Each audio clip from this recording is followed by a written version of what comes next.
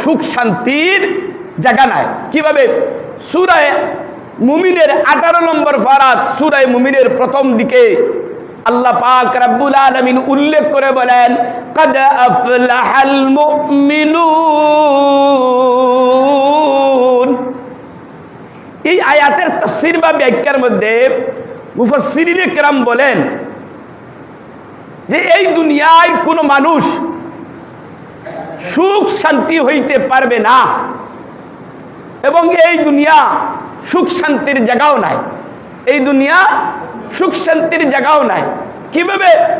I সফলতা, সমস্ত মানুষে সফলতা অর্জনের জন্য সে যত রকমের চেষ্টা প্রচেষ্টা করতে চায়, কিন্তু এই আয়াতের মধ্যে মুফাসসিরিনে কেরাম সুখ শান্তি কাকে বলে?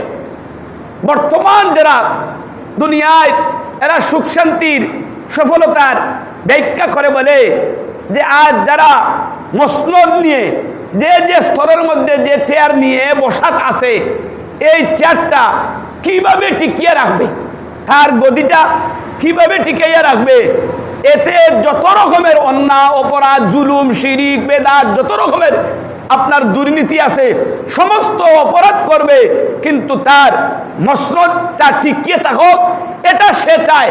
সব শ্রেণীর মানুষ, শুধুমাত্র বাংলাদেশ নয়, বিশ্বের দিকে তাকান, দেখবেন আজকে সমস্ত মসনদওয়ালা চেয়ারওয়ালা সে তার গদিটা টিকিয়ে রাখতে পারলে সে মনে করে আমি সবচেয়ে বড় এই পৃথিবীর মধ্যে সফলতা অর্জন করেছি।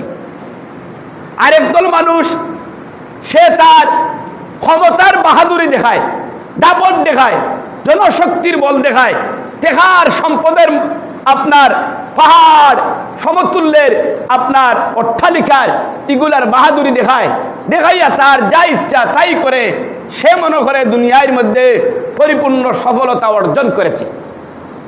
আরেকদল মানুষ আছে সে তার যৌন ক্ষুধার্ত নিবারণ করেন, যেমন ইচ্ছা তেমন শত শত নারী আপনার দর্শন করে, তাদের ইজ্জত আবরুর আপনার ধ্বংস করে আপনার সে মনে করে সে আমি সবচেয়ে বড় আপনার সফলতা, আমি এমপির বুয়া, আমি এমপির ছেলে, আমি মন্ত্রীর ছেলে, আমি অমুকের ছেলে, আমি অমুক লিডারের ছেলে, আমি অমুক সম্পদশালীর ছেলে, আমার তো আর যতই হয়রানি করি জুলুম নির্যাতন করি ধর্ষণ করি সেটাই আমি সফলতা। আমি আমার বন্ধু বান্ধবকে বলতে পারবো আমি 100টা নারীকে দর্শন করেছি, সে মনে করে আমি তো সফলতা। কিন্তু কোরআন হাদিসের ব্যাখ্যায় এটাকে পরিপূর্ণ সফলতা বলা হয় না। এই পৃথিবীর মধ্যে কোনো মানুষ পরিপূর্ণভাবে সফলতা অর্জন করতে পারবে না, কিন্তু সর্বশ্রেণীর মানুষ আলিম হক জালিম হক সব শ্রেণীর মানুষ চায় নিজে পরিপূর্ণ সফলতা অর্জন করতে। কিন্তু আল্লাহ বলেন, আমার রসুল বলেন, ও আল্লাহর গোলামেরা, এই পৃথিবীর মধ্যে তোমরা পরিপূর্ণ সফলতা অর্জন করতে পারবে না। পরিপূর্ণ সফলতা অর্জন করার স্থান একটি আছে, সেই জায়গা তোমরা পরিপূর্ণ সফলতা অর্জন করতে পারবে। সেই জায়গা ছাড়া এই পৃথিবীর মধ্যে তোমরা যদি পরিপূর্ণ সফলতা অর্জন করতে চাও তাহলে তোমরা পারবে না। আজকে যত মানুষ যত রকমের ধনী হয়েছে, যত রকমের বড় হয়েছে, এরপরেও তার চাহিদার শেষ নাই, এরপরেও তার ওয়ামার শেষ নাই। আরেকটি চাহিদা একটার পরে আরেকটা আছে। এই চাহিদা এই দুনিয়ার মধ্যে এই পৃথিবীর মধ্যে শেষ হবে না। আপনার মৃত্যু হয়ে যাবে, মৃত্যুর আগ মুহূর্ত যদি একজন ব্যক্তিকে জিজ্ঞাসা করেন, ভাই আপনার আন্নে চাচা বাবা আপনার কোনো কি আশা আকাঙ্ক্ষা আছে? বলে হ্যাঁ একটি আশঙ্কা ছিল, সেইটা আমার পূর্ণ হয় না। মৃত্যু শেষ হয়ে যাবে, আপনার মৃত্যু চলে আসবে, আপনার দুনিয়ার আশা শেষ হবে না, দুনিয়ার আশা শেষ হবে না। এই পৃথিবীর মধ্যে আশা আপনার শেষ হবে না। আশা আকাঙ্ক্ষা শেষ হওয়ার একটি স্থান, সেটা হলো আপনার মৃত্যু। আর মৃত্যুর পরে যে জগৎ আসবে সেই জগৎটা হবে আপনার পরিপূর্ণ আশা এবং পুরা সম্পূর্ণ খেয়াল চাহিদা পূর্ণ হওয়ার স্থান। সেটা হচ্ছে বেহেশত, সেটা হচ্ছে বেহেশত। সেটা যদি আপনি অর্জন করতে পারেন তাহলে সেই জায়গার মধ্যে আপনি গিয়া পরিপূর্ণ সফলতা অর্জন করতে পারবেন। ওয়াবাশশিরিল্লাযীনা আমানু ওয়া আমিলুস সালিহাতি আন্না লাহুম জান্নাতুন তাজরি মিন তাহতিহাল আনহার।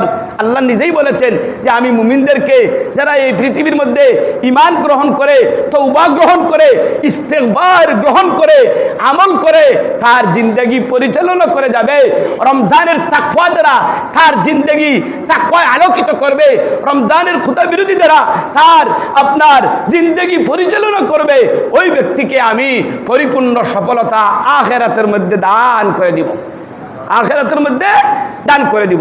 এই জন্য এই পৃথিবীর মধ্যে আপনি আমি যত চাই তত আপনার আমার কাজে আসবে না, পরিপূর্ণ সফলতা অর্জন করতে পারবে না। পরিপূর্ণ সফলতা যদি অর্জন করতে হয় তাহলে আপনার আমার আখিরাতের দিকে যেতে হবে।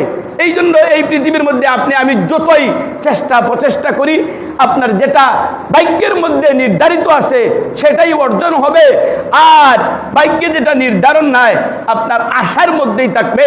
এই জন্য কোরআনে কারীমের অন্য এক আয়াতের মধ্যে বলেন যে পরিপূর্ণ সফলতা এবং দুনিয়ার যে সফলতা আছে সেই সফলতা হলো যে মানুষের নেক আমল করতে পারবে এবং সৎ কাজের আদেশ দিতে পারবে, অসৎ কাজের নিষেধ দিতে পারবে এবং নিজে সৎ আমলের উপরে সৎ কাজের উপর অটল থাকতে পারবে। ওই ব্যক্তি দুনিয়ার মধ্যে আপনার সফলতা অর্জন করবে, আর ওই সফলতায় তাহাকে কিয়ামতের ময়দানে পরিপূর্ণ সফলতা দান করে দিবে। এই জন্য